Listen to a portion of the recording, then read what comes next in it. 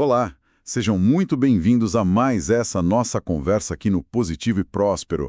Que bom ter vocês com a gente novamente. Sintam-se em casa, porque aqui é o nosso espaço para buscar juntos harmonia, prosperidade, enfim, tudo de bom. É isso aí. Uma alegria estar aqui para mais uma jornada de conhecimento. E hoje, pessoal, a gente está começando uma série nova, mergulhando numa obra que, olha, tem tudo a ver com o que a gente busca: o poder da concentração. É uma tradução que a gente sugere para o original, The Power of Concentration. Um livro lá de 1918, né? Do William Walker Atkinson. Um nome bem importante do mentalismo. Exatamente. E se alguém perdeu a primeira lição que a gente já comentou, tá tudo disponível aqui no canal, fiquem tranquilos. E hoje o nosso foco é bem específico. A lição 2, o título é algo como o autodomínio, o poder da autodireção pela concentração. A gente vai focar só no que está ali entre as páginas 20 e 35 do original em inglês. Perfeito. E podem esperar porque, mesmo sendo um texto antigo, a gente vai ver como tem coisa ali que, nossa, conversa muito com o nosso dia a dia agora em 2025. Fiquem com a gente até o final para pegar todas as ideias e a reflexão que a gente preparou. Vamos lá, então, desembrulhar essas ideias do Atkinson. Bora! Então, para começar, Atkinson já chega dizendo que pouca gente tem o autodomínio e a concentração que deveria, né? Qual a visão dele sobre o nosso, digamos, estado de desenvolvimento nisso? Pois é, ele começa bem direto ao ponto. Para ele, o ser humano, assim, de modo geral, não atingiu nem perto do potencial de autodomínio, de autodireção, e a chave para isso seria a concentração. Ele fala de umas faculdades controladoras da mente. Faculdades controladoras. O que seria isso? Parece um pouco com o que a gente chama hoje de funções executivas, talvez? Tipo, planejamento, controle. É uma ótima analogia, sim. É como se a gente tivesse um engenheiro interno, sabe? Que deveria comandar nossas ações, pensamentos, emoções, mas, segundo ele, esse engenheiro geralmente não é treinado. E aí, sem treino. Vira bagunça. Impulsos, emoções que explodem, tipo raiva, paixão descontrolada, inquietação, pensamentos que vêm e vão sem direção. E o resultado direto dessa falta de treino interno é justamente a dificuldade de se concentrar. A mente fica, ele usa umas palavras assim, impulsiva, inquieta e irregular. Nossa, esse engenheiro destreinado parece muito com o que a gente vive hoje, né? Com tanta notificação, tanta coisa chamando a atenção. O Atkinson chega a apontar causas para essa dificuldade de concentração? Sim, ele lista 3 principais. A primeira, essa ele acha a mais difícil de resolver. Ele chama de deficiência dos centros motores. Parece algo ligado a um cérebro que ele considerava menos desenvolvido ou talvez uma falta de força de vontade mais fundamental. É uma ideia que só um pouco datada hoje, né? Com certeza. Mas e as outras? A segunda causa é ter uma mente impulsiva e emocional. Ou seja, aquela mente que está sempre agitada, sabe? Por sentimentos muito fortes. Raiva, paixão que cega, ódio, até uma excitação exagerada. Para ele estar nesses estados, esquece concentração. Não funciona. Faz sentido. E a terceira? Parece que nessa ele via mais solução, né? Exato. A terceira é, simplesmente, a mente não treinada. E aqui ele é bem mais otimista, diz que é a causa mais comum e, o mais importante, a mais fácil de corrigir. Como? Com prática sistemática. É quase um chamado para a gente treinar a mente mesmo. Um chamado à disciplina mental. E ele dá dicas de como fazer isso. Como corrigir essa mente impulsiva ou destreinada. Imagino que não seja só, tenta se concentrar mais. Não mesmo. Para a mente impulsiva, ele sugere umas táticas bem comportamentais, sabe? Tipo, se esforçar ativamente para restringir emoções que ele via como negativas, raiva, ódio. Curioso que ele também fala para evitar certas comidas e bebidas, que na época se acreditava que estimulavam demais os nervos.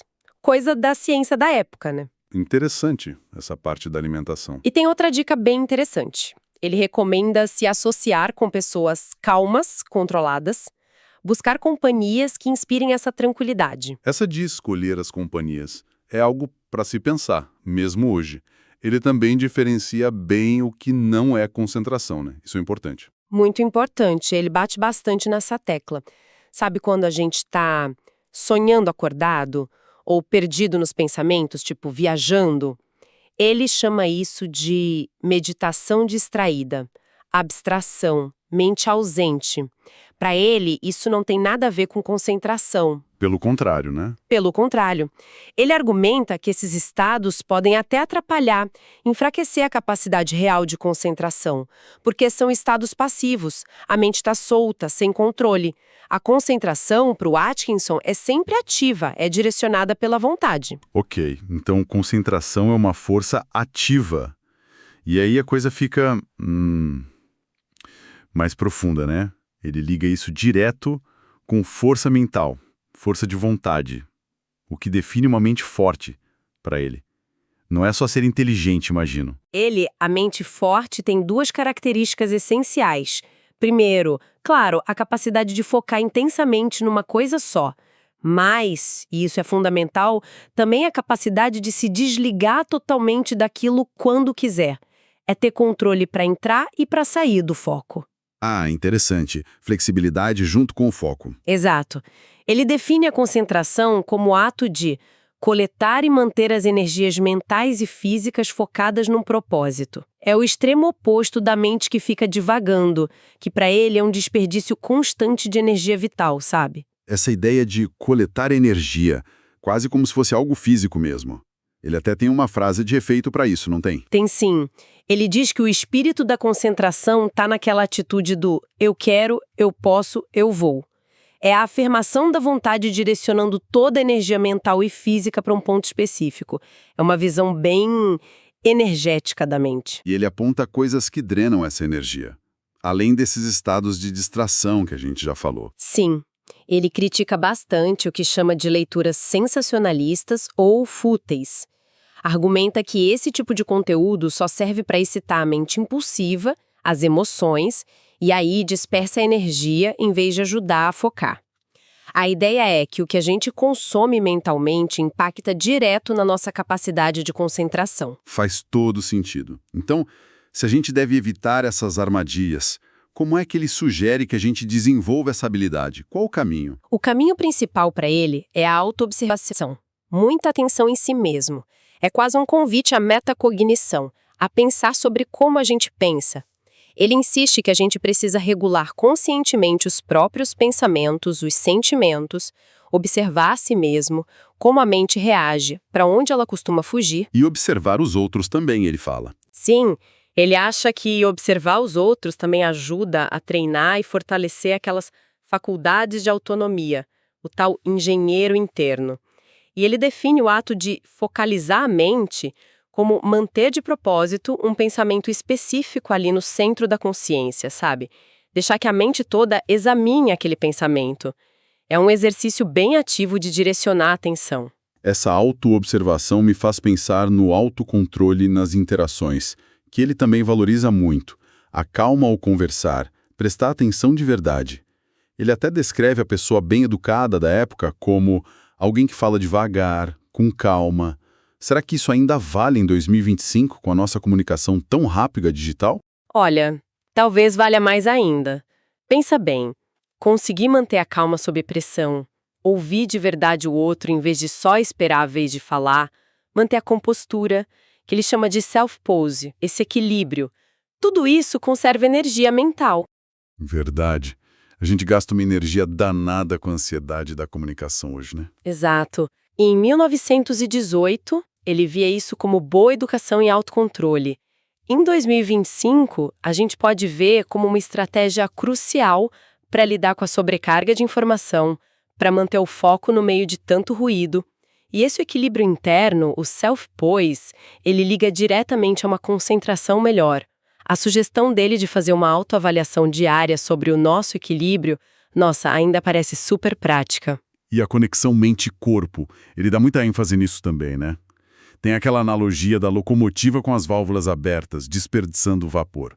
Energia, Como que controlar o corpo ajuda na influência pessoal, no tal magnetismo que ele fala? Essa ligação é super central para ele. A ideia é que a energia que a gente conserva controlando tanto os pensamentos quanto os movimentos físicos desnecessários gera o que ele chama de influência pessoal poderosa, magnetismo, vitalidade, até saúde. Magnetismo.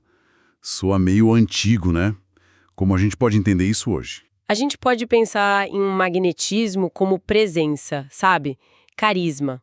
Aquela capacidade que algumas pessoas têm de impactar o ambiente, as pessoas ao redor. Ele contrasta a pessoa calma, controlada, que seria a magnética, com a pessoa irritadiça, que vive explodindo e gastando a força nervosa à toa. Essa pessoa, para ele, não teria essa influência. Entendi. Ele usa outra imagem forte, uma arma que dispara antes da hora.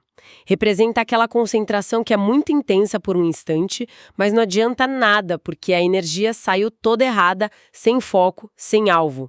É um desperdício. Entendi. Então, o segredo é não deixar a energia vazar, seja mental ou física. Isso tem a ver com aquela ideia de trabalhar quando trabalha, brincar quando brinca. Foco total no que se está fazendo. Exatamente isso. Ele defende a imersão total na atividade do momento. Pode ser trabalho, pode ser lazer, um gesto de carinho, um momento de pensar na vida. A ideia é direcionar toda a energia para aquilo. Isso não só intensifica a experiência, mas também treina a mente para manter um foco único. Não é ser sério o tempo todo, mas estar 100% presente. E ele até liga isso a hábitos simples, né? Como ser pontual. Sim, porque ser pontual, por exemplo, exige que você direcione sua vontade de forma consciente. É um pequeno treino diário de concentração. É quase como usar uma lente, né? Para focar a luz do sol num ponto só, em vez de deixar espalhar. Analogia perfeita. E para conseguir isso, ele diz que precisa de automonitoramento constante. Estar sempre ligado, percebendo para onde a sua energia mental e física está indo. Ele vai bem fundo no físico mesmo. Fala de exercícios, respiração profunda, até do aperto de mão.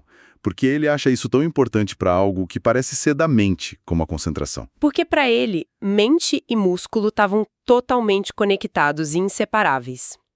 A lógica era: se você firma seus nervos, seus músculos com exercícios controlados e principalmente com respiração consciente e profunda, você firma sua mente junto. A respiração como chave. Sim, para ele a respiração era um espelho do estado emocional e também um jeito de regular esse estado. Respiração calma, profunda, acalma a mente.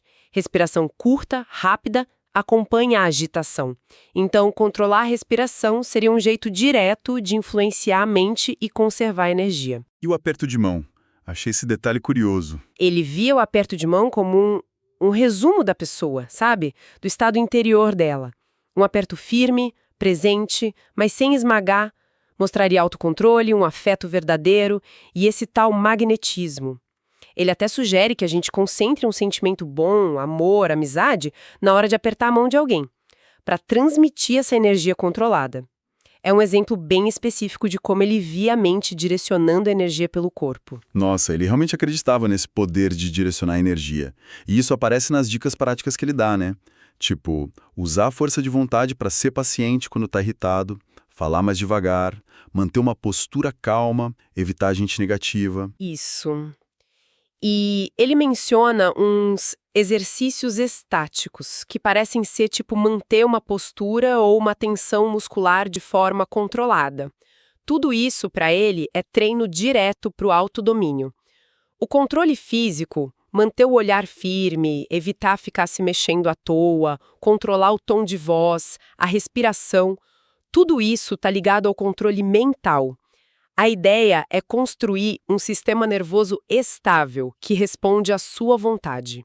Mas é importante diferenciar isso de ser apático, né? Ele não quer gente sem energia. De jeito nenhum. Ele critica a mente letárgica, que pode até parecer calma, mas é por falta de vitalidade. O objetivo não é a passividade, é a energia direcionada. A pessoa concentrada, no modelo do Atkinson, ela é potente, ela tem força, mas essa força está sob controle consciente, pronta para ser usada onde a vontade mandar.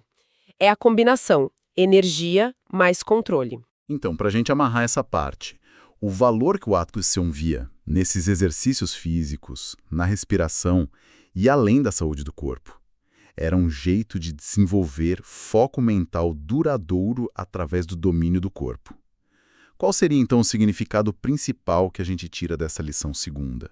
Olha, acho que a síntese é que concentração, para o Atkinson, é um autodomínio completo, sabe? Holístico. Não é só focar a mente numa tarefa, é gerenciar o sistema todo.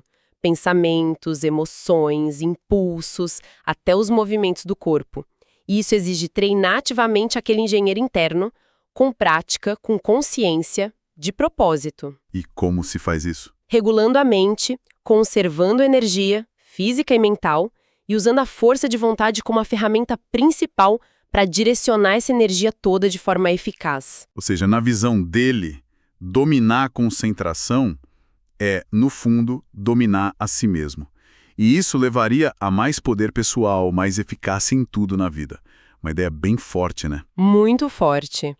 E deixa a gente com uma pergunta bem interessante para a nossa realidade hoje, tão diferente da dele em 1918. Qual pergunta seria essa?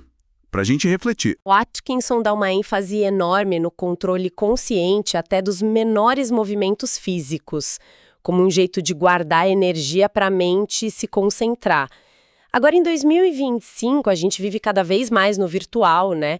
Muitas vezes meio desconectado do corpo, valorizando a velocidade, fazer 1000 coisas ao mesmo tempo.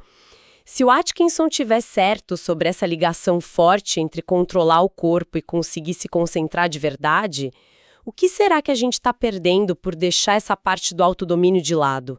E será que resgatar uma maior consciência e controle do corpo poderia, quem diria, fortalecer nosso foco mental justamente nessa era digital tão dispersa?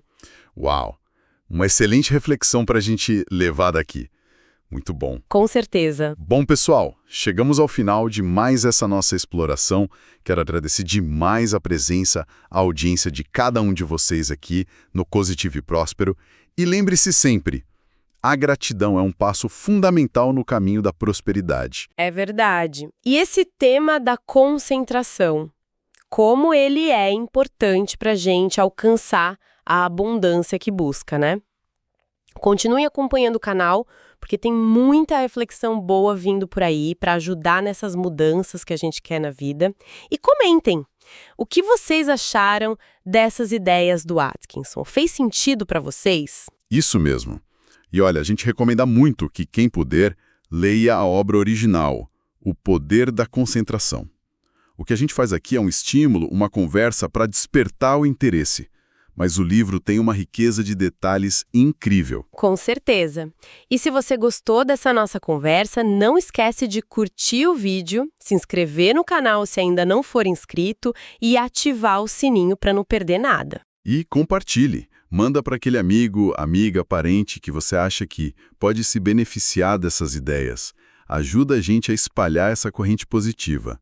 E aproveitem para explorar os outros vídeos aqui do canal. Temos mais de 100 vídeos sobre lei da atração, prosperidade e mentalidade. É muito conteúdo bacana.